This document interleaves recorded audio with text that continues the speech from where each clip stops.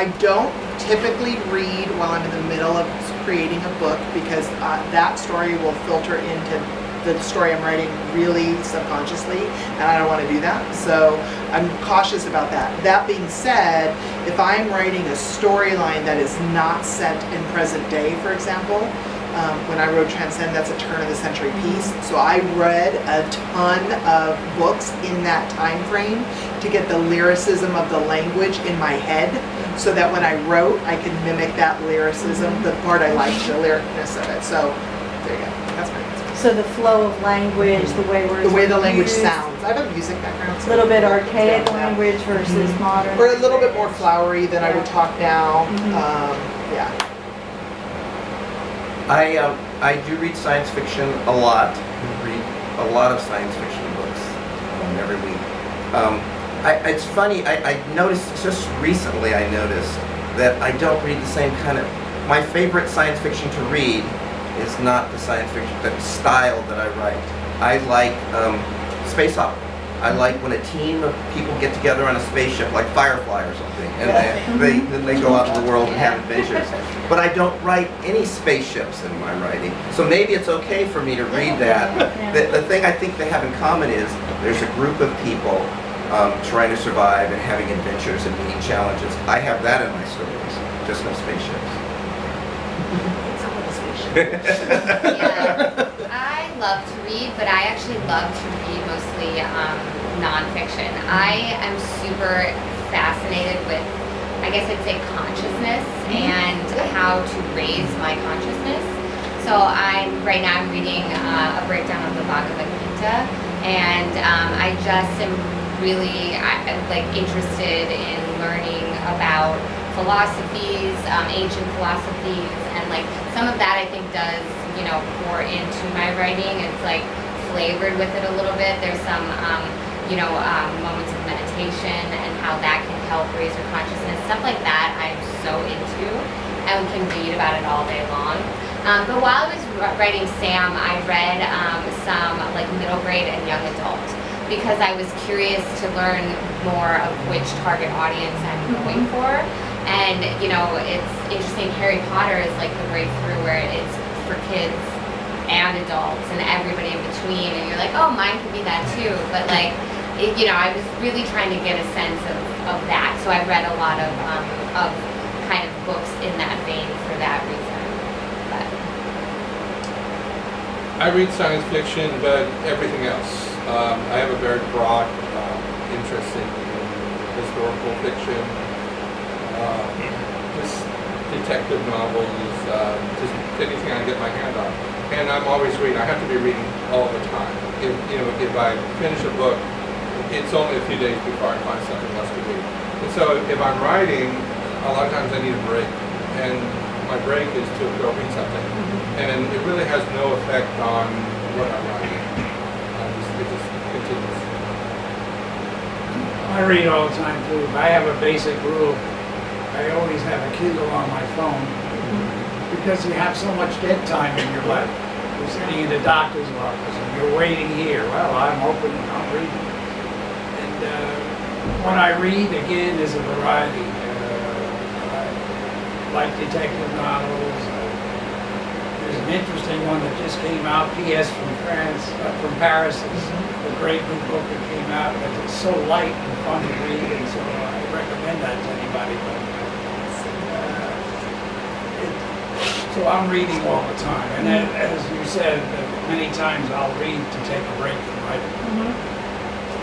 So changing this a little bit, people who are creative tend to do other things besides their main topic that we're talking about. JP, you obviously have other creative pursuits in addition to television and writing. What else do you do that's creative? That's a good question.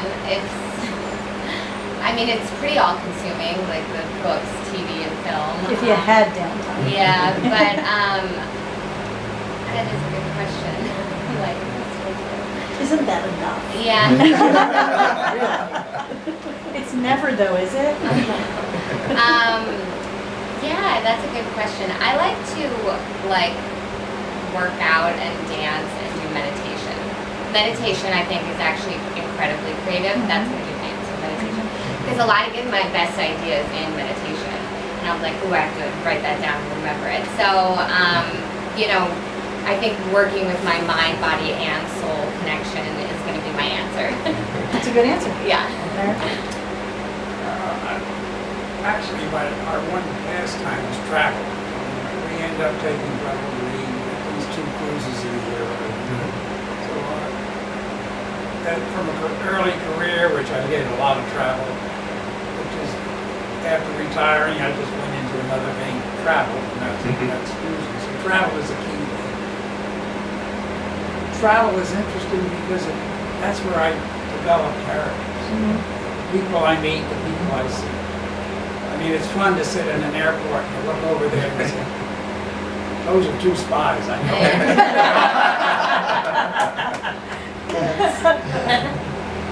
I designed a board game. It's called Preparing. It's like a chess-like game, only it's played with cards. So it's a combination of skill and luck. So I developed that, and now I'm marketing it. So We need to have that for our board game nights. Yeah. I brought some with me. Oh, good. Excellent. Essay? Yeah, I'm trying to think of something. Computer programming. I haven't had formal jobs as a computer programmer, but I've been very fortunate in having it as a hobby. My wife and I were actually able to buy our house based on the stock options we were given because of computer programming. So that's my hobby when I'm not writing. Now I'm doing so much writing between school and the series that I haven't done any computer programming in a while. It's actually a little bit like writing a story. You have a structure for the software. Certain parts have to be certain places, and they interact with one another, but you have to follow the structure. So I think there's a similarity. Interesting. I like that. Okay, so I cross-stitch ridiculously complex tapestries that my family thinks, how on the planet is that at all relaxing? And they're not stamped cross-stitching because I think that's cheating. So yeah, so I do that. And then the running joke in our family, I have 2 daughters, both rising seniors, one in high school, one in college, and they're both artists. So one's singer, actress, and wants to go into directing that venue. The other one is a visual artist and wants to go into directing that way. And so we lovingly say that my house is a musical because it kind of is, and we're always doing something funky and creative, and it's kind of fun. And we're really into pop culture, so we go to Comic-Con, WonderCon. We're weird. It's awesome. I have a couple more questions, and I think we're going to end early because I don't want to end up with 10 puddles on the floor if that's okay with everyone. Instead of taking a break and coming back, because unfortunately the sun is going to come down on those windows and make it warmer in here. Yeah, so I don't want to do that to all of you. So I want to ask, and I'm going to start with JP, the books in your backlist. Tell us the titles of your books. Give us your elevator pitch or your blurb. Give us a little preview of each of the books that you've written and published. Actually, Love from Mars and Sam and the Secrets of the Universe are the only 2 that I've published so far. I'm kind of, newer to books. But I'm working on a lot of fun stuff. So you can pre-order my next book, and it's actually a children's book. It's called The Wrong Rock. And this is an adorable story about a mushroom who feels like he was born on the wrong rock. And there's another rock of mushrooms that look completely different from him, but they have the same enthusiasm for life that he does. So he takes a journey across the sea to get to this other rock, which is not easy for a mushroom. But when he gets there, they see that he doesn't look like them, and so they reject him. And he sadly goes back to the other rock. And ultimately, he's down, but he's not defeated, and he decides he's going to make it to that other rock, and they're going to support him. So he gets some of his other mushroom friends to go with him, and they take the journey back across the sea, and he sacrifices himself to get his friends up onto this other rock, and he is lost to sea. But the sun comes out and the sea recedes, and they really find out that they were on 2 peaks of the same rock all along. So, you know, it's kind of just a metaphor. Yeah, it's a metaphor for the fact that we're all on the same rock, and it doesn't matter our differences. We need to work together. It's based on a short animated film that my husband is making. So if any proceeds to the pre-order of that children's book go towards the making of the film version. And we can pre-order that. Yeah, it's and you can check it out at thewrongrock.com. Or I also brought a newsletter sign up. If you want, I can send links and updates to things that way. I also do like giveaways and stuff like that on my newsletter as well. So there's a thing to sign up there. Or you can sign up on jpcawood.com. I'm also working on, really excited about a series of short stories, all science fiction based. The working title is Musings from the Fourth Dimension. And I'm just experimenting with a lot of different ideas that have come to me that are just going to be shorts. But I've also outlined the second book for Sam. I want that to be a series. And I want to make them into audiobooks, which is a huge task to, you know, to finish. So hopefully those will be available. And so I'm looking forward to what's next. Yeah. And we're going to have your books in our store. Yes. Yes, they'll both be available here. Okay, so you've got all my fiction, which is nice. Thank you. So the first series is the Requiem series. That's the Romeo and Juliet, only with angels and demons. And the first book of that is Sentinel's Tear. I have a freebie book that I think I sent you guys, but if not, I brought some, called Broken Wing, which is the prequel, the unofficial prequel to that book. Just a little one, so you get a snippet of some of the backstory of the characters. But that's really just exploring. It's about a woman, a girl, who she's 500 years old, which is like 16 if you're an angel. And she's a warrior, and she's tasked with the job of vanquishing this particularly bad unholy, which is a fallen angel. And when she goes to do it for the first time in her 500-year career, she can't, and she freaks out, and she has this really strong emotional reaction. And so we go through the whole book to figure out why.